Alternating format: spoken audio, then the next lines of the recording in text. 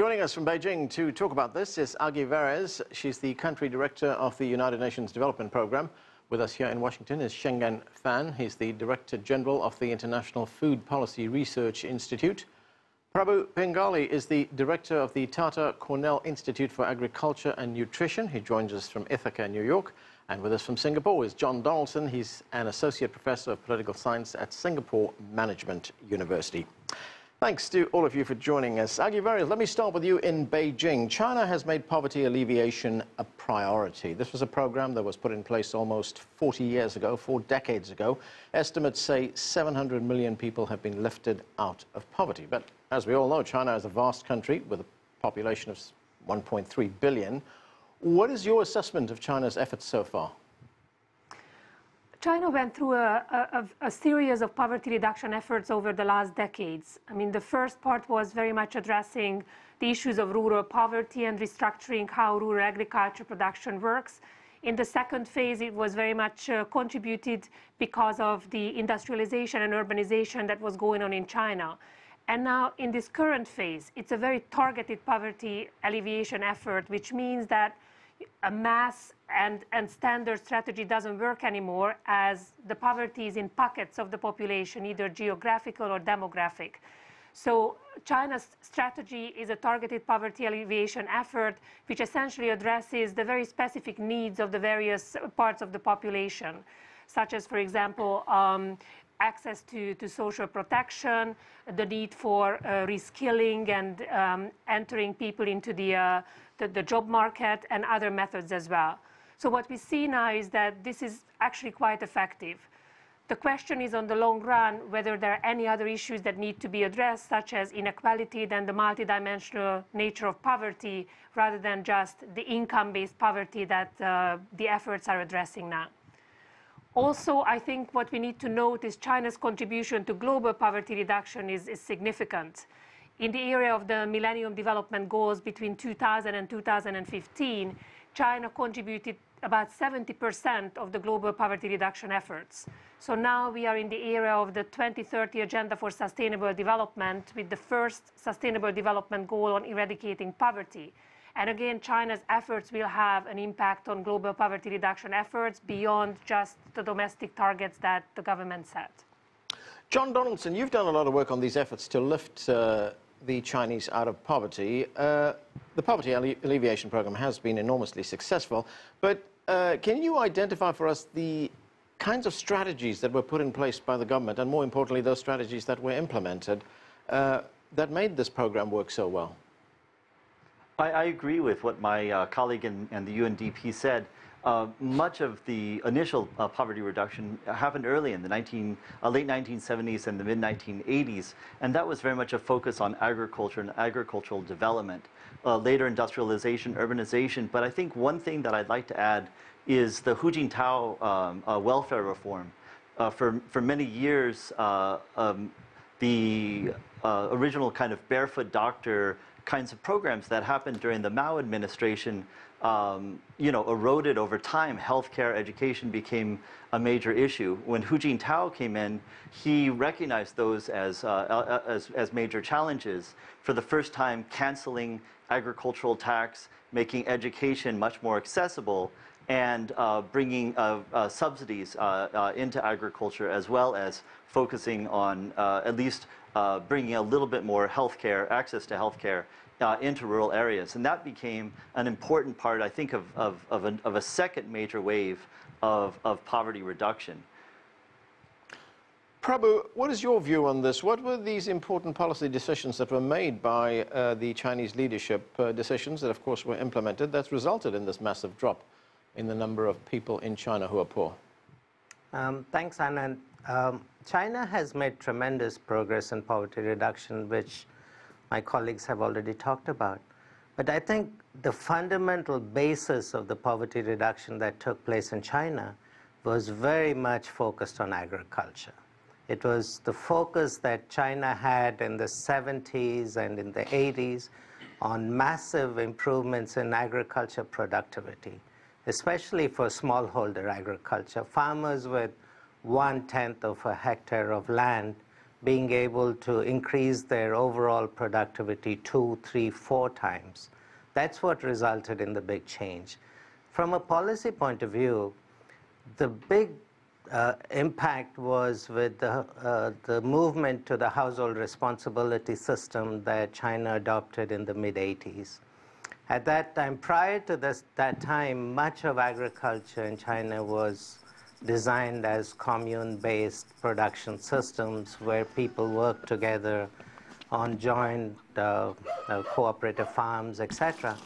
But after the household responsibility system came in, individual farmers had the right to produce what they wanted on their land and to sell it in the market and get remunerative prices for it. And that, I think, jump-started the overall process of poverty reduction and the structural transformation that took place. But in addition to that, China opening up to the global economy, foreign direct investment coming in with a big focus on labor-intensive job creation was allowed also China to absorb labor coming out of the agriculture sector and giving them employment and income opportunities outside of agriculture. So these two factors played an enormous role, I think, in Chinese poverty reduction. Shenggen Fan, talk to us about food security in China and the role that that played in bringing so many people out of poverty. Well, yeah, China has made a tremendous progress in reducing poverty, but similarly, China also has made huge progress in reducing hunger and malnutrition.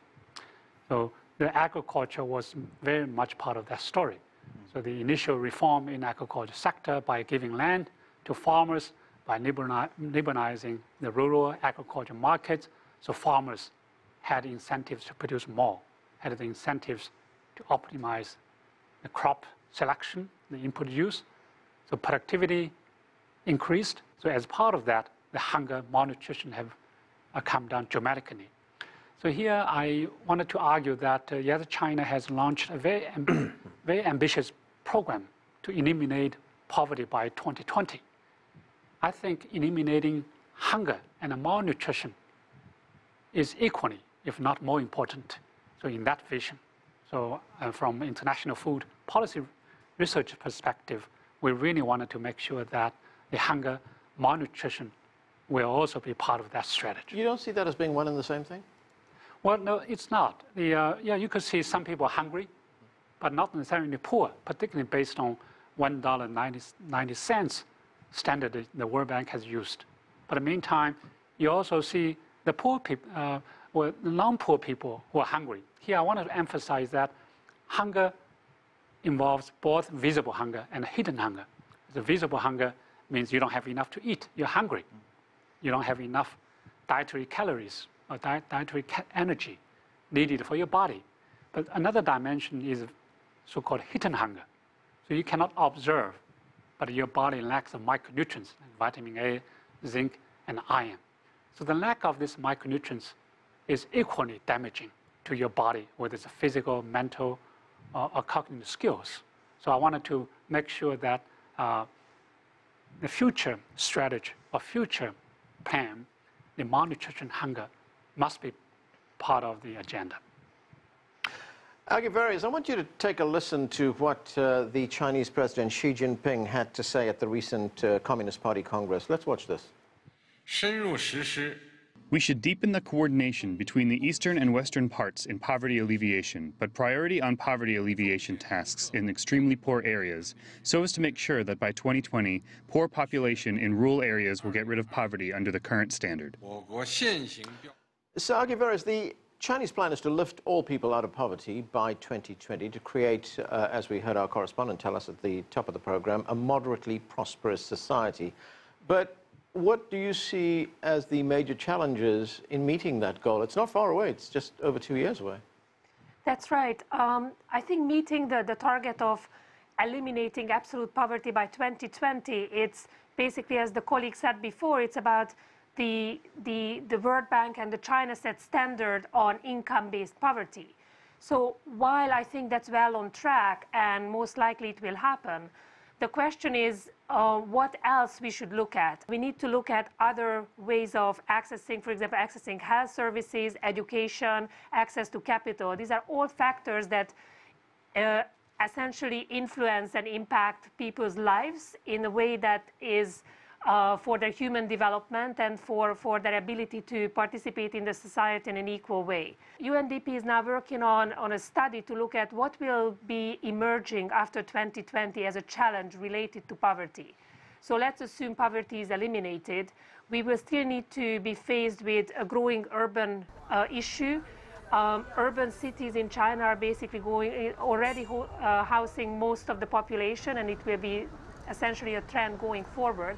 What does that mean for poverty? What does that mean for inequality? Because, for example, the current poverty reduction strategy is focused on rural poverty.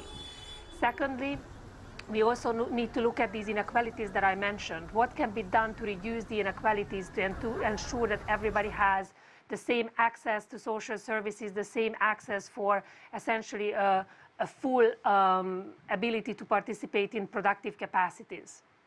And Agi, just to get back to one point you mentioned earlier on, and that is the fact that the Chinese government is now targeting these efforts to lift people out of poverty.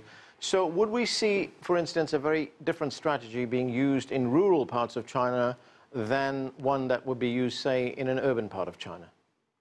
Yes. So, for example, the targeted poverty alleviation strategies essentially means that there is a targeted poverty alleviation for even down to the level of households. So that means looking at the actual needs of the poor people one by one almost, although it sounds a little bit exaggerated at the scale of China, but that's how it works. So what is needed, for example, in the urban setting is a systemic approach, because it's not just about addressing, for example, a certain household or certain villages' needs to be closer to healthcare or improve their schooling conditions in that village. But it requires a systemic approach where policies, regulations, and processes in the urban areas are actually integrated into the general way of life, so everybody can equally take advantage of them rather than being addressed household by household. Okay, we need to take a quick break right now. More of our conversation when we return. Stay with us. You're watching The Heat.